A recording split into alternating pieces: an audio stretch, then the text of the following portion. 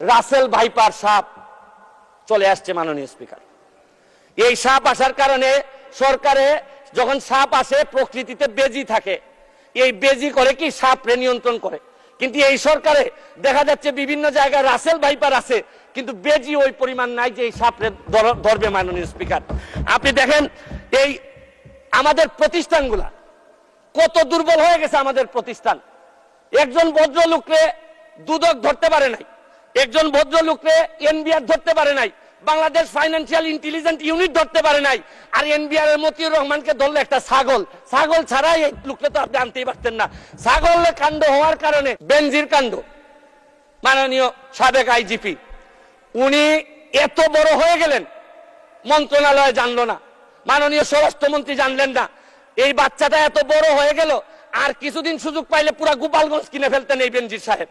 তারপরে এইটার দায় এই মন্ত্রণালয় এড়াইতে পারে না মাননীয় স্পিকার। এখন আপনারা কালো টাকা সাদা করবেন, আমার কোনো অসুবিধা নাই। যদি মনে করেন টাকা রয়ে গেছে, কিছু টাকা জমানো বা বিভিন্ন অলস টাকা রয়ে গেছে, এটারে সাদা করবেন, কোনো অসুবিধা নাই। কিন্তু এই সাদা করার মধ্য দিয়া বেনজির আর মতিউরের টাকাও যদি সাদা হয়ে যায়, আর এদের ভবিষ্যৎ প্রজন্ম উত্তরাধিকার, আদর্শের উত্তরাধিকার যারা, তাদের টাকাও যদি সাদা হয়, তাহলে এই সময় শেষ। টাকা পাচার এই সরকারের বড় একটা সমস্যা। টাকা পাচার ঠেকানো যাচ্ছে না। আপনি দুর্নীতি করলে তো অর্থনীতিতে নিয়ে আসা যায়, টাকা পাচার হয়ে গেলে যে দেশে যায় এই দেশের অর্থনীতির বাজেট হয়ে যায়। আরে আমরা বঙ্গবন্ধুর খুনিরে আনতে পারি না, আর টাকা পাচার করে এই টাকা ফেরত আনবো কিভাবে? এইটা একটা বড় সমস্যা। টাকা পাচার করে আমাদের বাজেট সংকুচিত হয়ে যাচ্ছে মাননীয় স্পিকার। বাজেটে ঋণ দিয়ে উন্নয়ন ব্যয় মিটানো হবে। 2.5 লক্ষ কোটি টাকার লোন নেওয়া হবে, 1.5 লক্ষ প্রায় নেওয়া হবে হচ্ছে গিয়ে ব্যাংক থেকে। আমি মাননীয় প্রধানমন্ত্রী থাকলে বলতাম যে এমপি হওয়ার পর একটা গাড়ি কিনছি 1 কোটি টাকা দিয়ে, 50 লক্ষ টাকা লোন নিছি সাউথ ইস্ট ব্যাংক থেকে। এই লোন আর লোনের যে ইন্টারেস্ট, এটার কারণে রাতে ঘুম আসে না। মাননীয় প্রধানমন্ত্রী যে কিভাবে ঘুমাবেন এটা একমাত্র উনি জানেন। প্রায় 2.5 লক্ষ কোটি টাকার ঋণ উনার মাথার উপরে থাকবে সব সময়। আমি আরেকটা জিনিস বলতে চাই মাননীয় স্পিকার, আমাদের বড় চাপ ফরেন রিজার্ভ কমে যাওয়াটা একটা বড় চ্যালেঞ্জ।